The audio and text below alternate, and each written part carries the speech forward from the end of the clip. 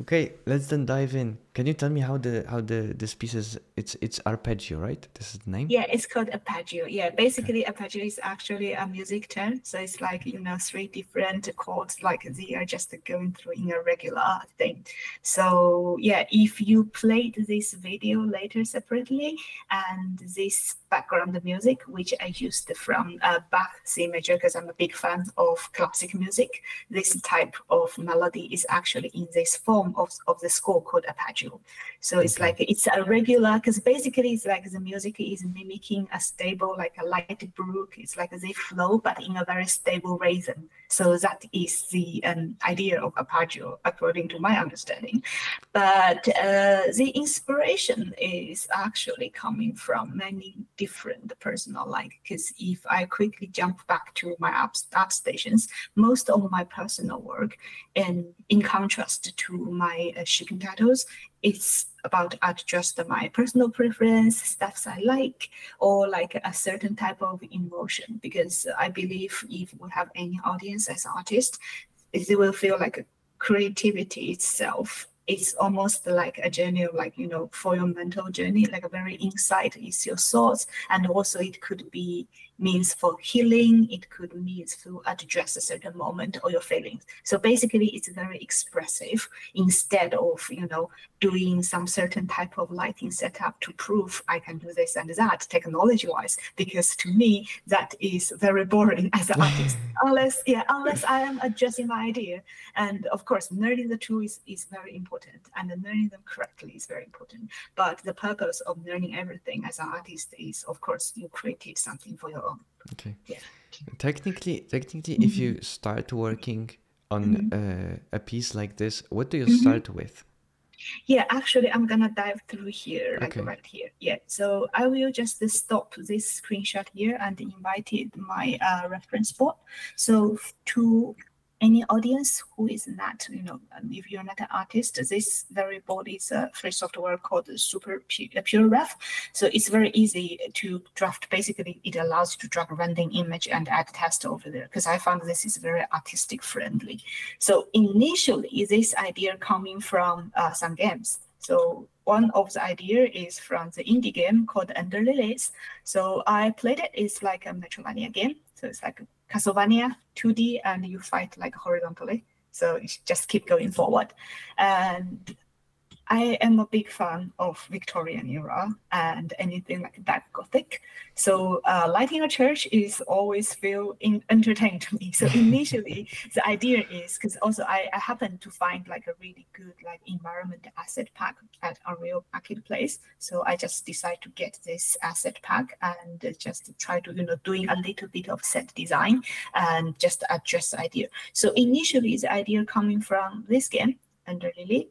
And I'll slowly zoom in. The other one is the one of the boss from Dark Souls. So it's a dancer. So you see the veils in here, and that is where the idea coming from. So for like the dancers. So I have extracted some visual interest point from games I like. And also the other idea about the color, because usually most of my work I've done before is very dark, and the color is also like a very, I would say it's very low key, it's quiet. So those three screenshots, they are actually my, my start point. So this is how that level look when I just start work on it. And back then I was using some reference like so, because I want something like a proper, almost a Rembrandt oil painting lighting. So everything is very dark. But on top of that, I think it was on the very week I visited National Gallery in London, and I managed to see something and other like references photo. This picture I actually took by myself at National Gallery because I went there for color inspirations. Nice. I think they're TCM and other like renowned, because in National Gallery London you have like a dedicated pavilion for all of the Renaissance and Venice like old masters. So it was quite inspiring. I could easily spend my whole weekend. When you say color inspiration, like for me as an engineer, it's like magic. Like what exactly do you mean? That's how we see when your guys coding. That's magic. So basically, for color, for sure, like in any like a human language, color indicates mood or personal preference, right? So when I saw like something like this, of course, it's a 3D rendered image, even it's 2D, but still everything is made like virtual, right? Digital. So usually when I was creating my own work, I found my inspirations. It could be game, it could be a movie, or even a book, or sometimes piece of music. But to visualize it, like it feels like, I don't know if this is a good metaphor, but it feels like you're making a cocktail. So all of the flavors coming from stuff you like, but do not choose anything artificial. That means like, to me, artificial means if I am making a game art in like a 3D, if I only look at other 3D work, what I got is the result from other artists. It contains their ideas, but it will narrow me down because I only get their way to view certain stuff, such as, this level. It's like how this artist or art director address a catacomb or like a sherry, but I wouldn't get like my understanding. If I only look at those images, I wouldn't say, okay, maybe I could make this orange cooler or warmer because I have something cooler or warmer stand in front of it, or like because this is 2D and my lighting work is always 3D. So I feel like even I got the idea from the game, there are a lot of other stuff is missing. So how am I feel the rest of my lighting design as a structure? It's like you're building a house, you get the blueprint, and then you need to choose which type of brick and what type of ceiling, and later what type of like a pastel or like the painting. So slowly you're like putting informations you need from either old masters or stuff you like. Slowly you start building your own stuff. So I think that is my like limited understanding or my humble opinion about creativity. Okay. Yeah. So, and when you say you went and you liked this painting, Yeah. apart from many others, you like this one because of the color palette, or? Yeah. Yeah, because I think this is one work from the old Renaissance master Titian. I hope I pronounce his name right, even though I'm sorry. But yeah, but well, this one is from Da Vinci for sure, Leonardo da Vinci, I believe. And those a few is from Rembrandt and Titian, and also Klimt, the famous. I think he is from Czech Republic. Yeah, nowadays. So he has those signature black and golden, and you can tell I found some reference of DSX. Because when I saw DSX, I was thinking about this very painting, because that's what I see, like back to, after years of fine art training. It's like I saw the product, my brain will tracing back to like, where are those ideas coming from, like fine art or art history wise. Yeah. Okay. I hope this makes sense. It makes sense, but for me to trace back from the poster to the painting, it would be impossible. But do you think the poster was for the Deus Ex? Yeah, was it made? Yeah. Was it made with the idea of this painting? No, before, I wouldn't never. Okay. Yeah, I would never make any assumption. It's more about art is always a visual element. It's like everybody has different memories about art history, or like memories about movie, right? So some people might see this black and golden and think about like science fiction, like Blade Runner or Dune. So it's really depending on what you're familiar with, because I came from like a heavy old school traditional art training. That's whenever I saw a digital product, especially even for games, my brain will always think about those old masters. Okay. So yeah, this is basically me doing, I think your guys is called reverse engineering, isn't it? It's like I saw the results, and then I know like I could find some factors which from places I know, and try to make or like enhance or enrich what I'm going to make. So usually for like a creative record wise, before I start actually lighting anything in my editor in Unreal, I will probably spend about 2 to 3 weeks to draft this board, because each of my piece, like my personal work, everyone wears this scale. It's like number wise, it's similar. So it's like initially I have those ideas, and later I was trying to think about movies I understand or I saw before with similar set. And then I recalled John Wick because Dan Watson, the cinematographer, is my favorite. And I really love his understanding about like dramatic lighting and also how to use light to indicate the mood. So those are like 3 screenshots I found from IMDb data. I think it's here for John Wick. So I will, because this is a very similar structure like what I was making. Like let's go back to the level. Yes. Yeah. And at this stage of assembling mood board, do you already know that you're in the like cathedral space and you are drawing inspiration, but do you already have like, for example, think about the windows and then try to assemble something like that? Okay. Yeah, because just to clarify once again, as a lighting artist, I do not do much modeling and the environment. Yes. So this environment package actually coming from Machine Game Studio, I believe. Machine Studio. That's the name of like the environment.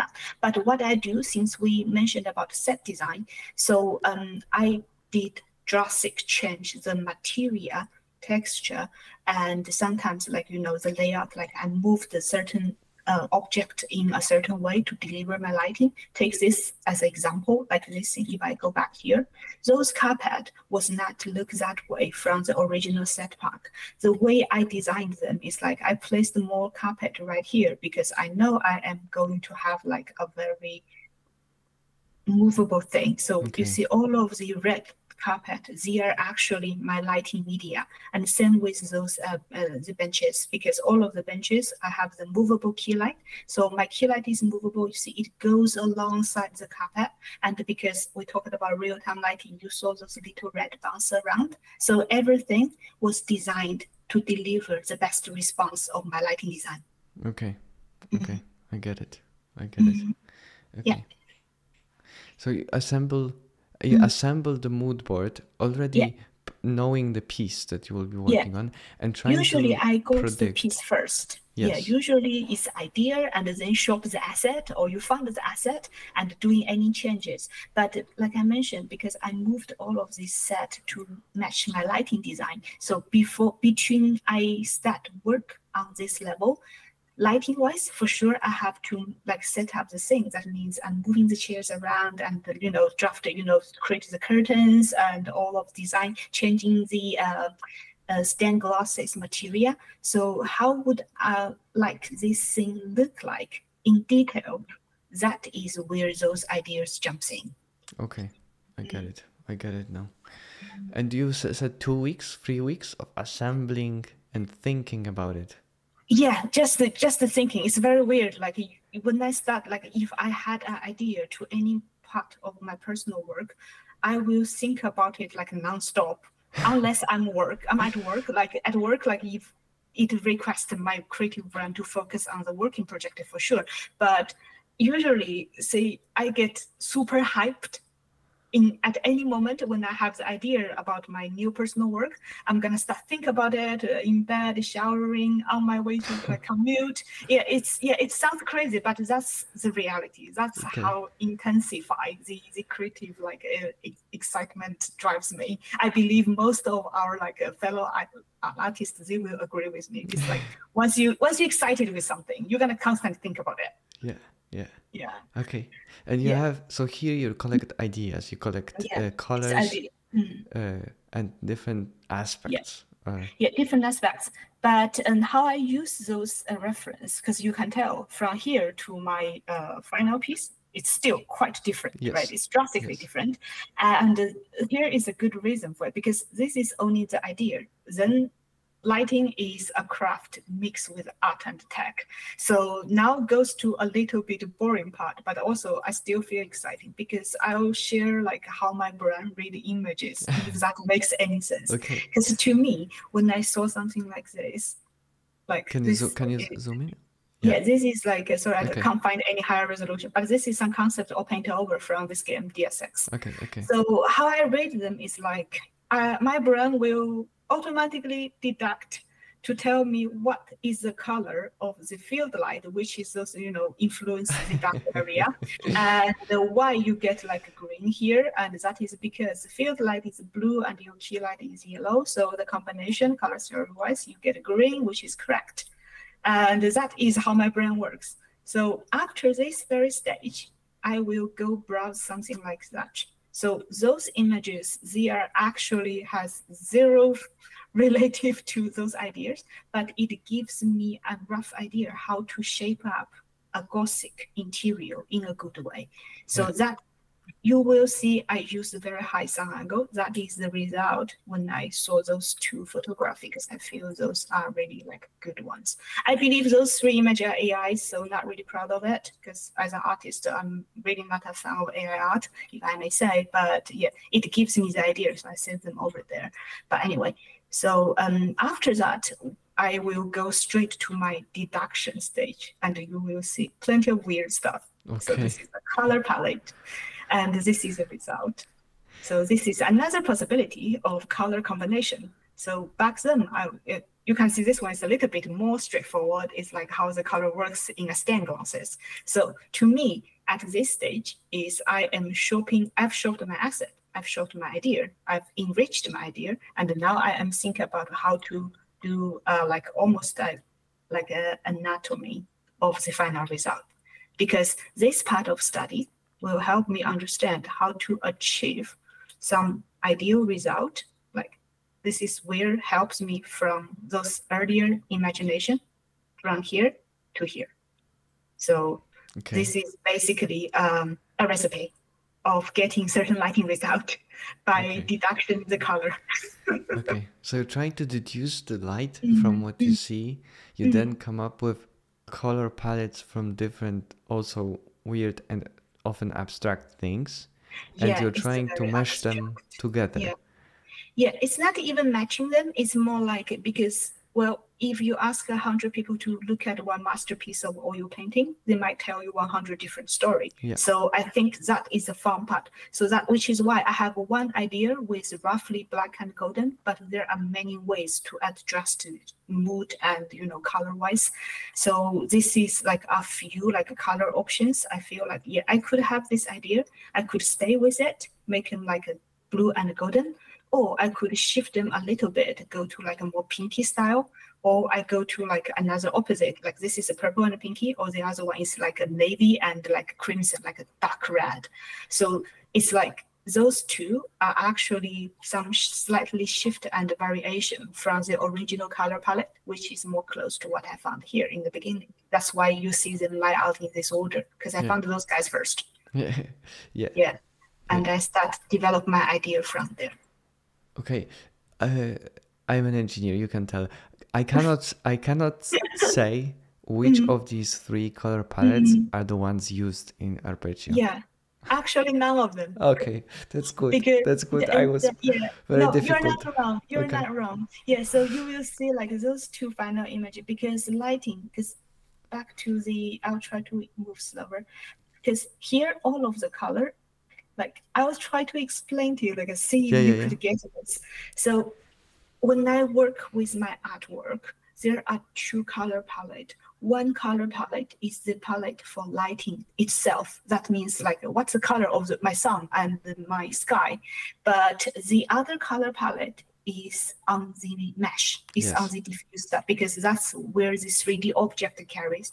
So the final result is a combination of those 2. So the reason I might change my color palette, it is because some of the color, like in ideal conditions or like in like ideal theory, it might not work with the actual mesh. So a practical example here is like I can give you 2 of those like photography I tried. So this is the initially look of my level. So everything's planned, just like, you know, the sound looks like a song. And later, because the floor area is actually very, like it carries dark blue and white and gray. So it's actually very noisy on the floor, like color information wise, because you can read here. And once I've added my strong reflection, it's screen spaced. So it's even more noisy. So the treatment I have done here is actually the reason why I have changed my color palette. That is because instead of purely, you know, purple, like what I've saw here. So instead of this color, which looks very rich and oil painting, that's my initially I want to go. it gives me different result. And I recall I found those color as a backup just because initially when I throw my sunlight in the beginning is actually jade green because it's cold color, because I want they go through, like gives me that cold tint on the fog. So when I initially throw the color over there, my entire floor is like a crazy blue. It's like a lake blue, but a full saturated. So I guess like that wouldn't work. Then slowly I started to go through, more ideas in the color. It's like the color, like they are neighbors of that very green. I was choosing left or right direction wise. If you imagine that color well, that's what I was talking about.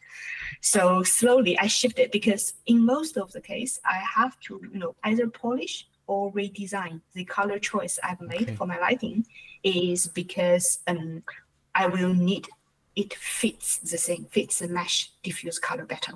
So I think this is also, I made a lot of difficulty to explain this concept to my rendering engineer, just because I think in most of the engineers' mind, they will read, color is a parameter and you fit it, but it takes me a while to explain to my talented coworkers and just tell me like, okay, because I totally get it. It's like how people explain math to me, because I really don't get like a math formula and it's difficult. I guess we see the beauty of our brands wired differently.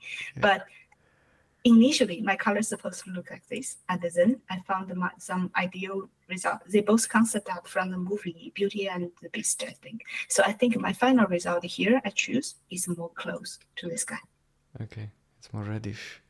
Yeah, so it's more like a red, and also it's more close diffuse color wise, because my diffuse color in this asset pack is very dark as well. So I think this one is actually a better reference, because this one's like it has a frost and very snowy interior. So that's different case to my thing. So even you use the same lighting setup, the result could look drastically different because all of the lighting bouncing around the surface, and the surface, if the surface environment is different than what your reference look, even you're using the exact lighting color, we wouldn't get the same result. Okay. When you do this, do you have like an order of things you think about, or you're trying to visualize this? No, I do have like a personal like habit. It's more like it's something I'm getting used to. So what I was explaining earlier is like get the idea, deduct the color, then test them, find the good match. And here you will see some random material notes for what I was changing over there, and some hint for the dressing. But I think in general, my working order or like a thinking pattern will be from idea to visualization. There will be lots of very artistic reference. That was those guys we talked about. And then once I have deducted the color, when I am entering the execution, usually I will go with key light direction, because that's where I decide where my sunlight coming from, because the key light source, lighting-wise, will define how much volume or shape. So consider that is what shapes up, like what type of image in detail you want the audience to see. So that is part one. And part two will be light ratio. So it's just, control the balance, the intensity between your key light and your skylight, or whatever your field light is. And after the sunlight and skylight has been set it up, basically I will have this image in black and white version. So I have my contrast level set up. Once I have my contrast level, I will go start to work on the fog, which is the most consuming one, because the fog is like you have vertical and horizontal parameters to control the gradients, but also the gradients result will result differently or behave differently, and depending on your light intensity on both ways. So it's like how many lighting you are involved in this thing, they all contribute to the fog. So in Unreal Engine, you have the freedom to tell the very light source, does the fog supposed to listen to you or not? So that was some really good control. But on top of that, anything volumetric texture based, such as the smoke you see here, and all of the movable like smoke on the floor, and even the bloom effect triggered by the candlelight, it's all matters with the contrast control. So at the longer, like the deeper I go with my lighting design, the more factors I have to take account while control the entire visual look. So I'm just, I realize like I'm working slower and slower, and at some point at every of my personal work, I will feel it takes ages. I'm probably not able to finish it because there's so much to consider. Yeah, and then at some point you probably the decisions you take earlier, they're more and more solid because like you don't want to change the color when you. No, you won't change it. Yeah. After say if I enter on the stage of working on my folk, that means my previous part they all locked out because otherwise it just means redo it. Do you have maybe a picture? How does it look like in the black and white with only the contrast? I think I don't have that anymore, but those image I was showing you earlier, they're with like a single light. Because usually I just use the Windows filter function, but this is only on my end. It's like, you do Control and Alt. Windows, Control Windows, and you go see, and it will give you the black and white filter. Okay, that's so cool. So cool. Yeah.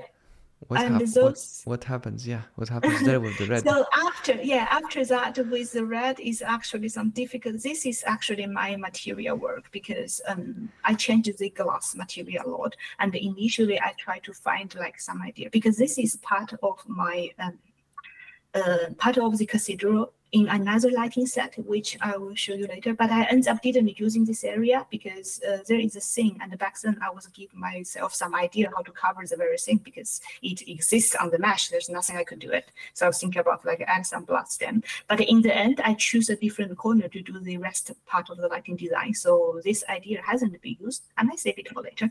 But yeah, so this part is mainly like a very detailed because lighting works the best when it has like a suitable material. So on top of the basic lighting setup, which we will talk about earlier here, is like, the sun, the sky, the fog, it will give me a solid look.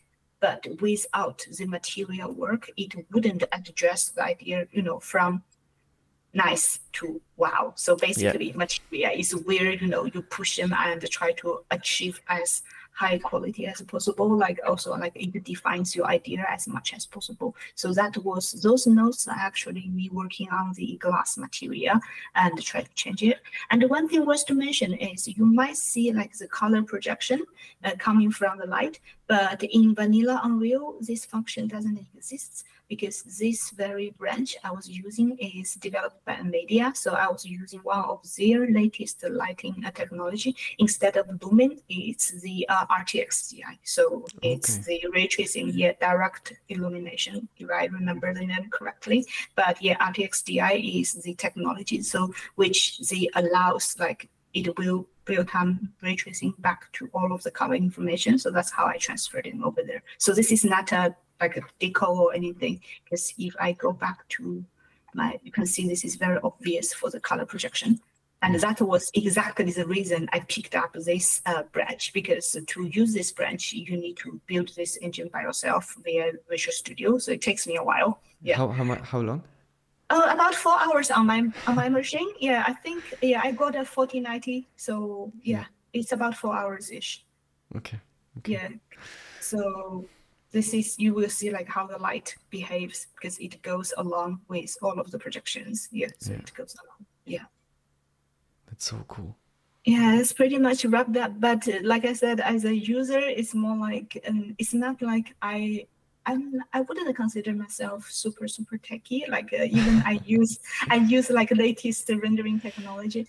But usually it's like if I choose a tool or I choose a certain type of rendering technology to execute my personal work, usually it's because there is something specific I'm looking for. So in this case, is the powerful tracing result for stained glasses over RTDI. So yeah, I think it's really beautiful. Like to me as a user, like if I could understand the use of the tool and those function or benefit could directly link to my artistic request, I feel like it's really joyful. Because I remember when I first time saw the glass tracing effect, I was cheering here. I think it was like a 12 o'clock midnight or something. It was a Saturday. I was just like, very happy. Yeah. But I think we understand those nerdy happiness moments. Yeah. But the glass on the floor looks so cool. Yeah, the it's like a reflections. reflection. So Yeah, cool. that is the screen-based reflections. I didn't use Lumen because SSR still does a better job. It's more Yeah. crisp.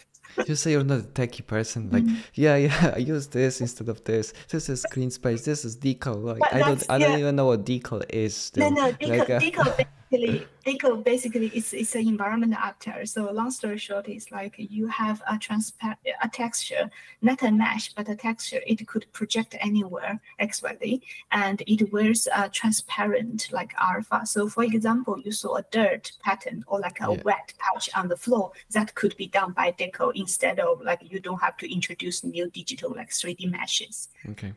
Yeah. Okay. That's nice. That's so nice. That's so Thank you.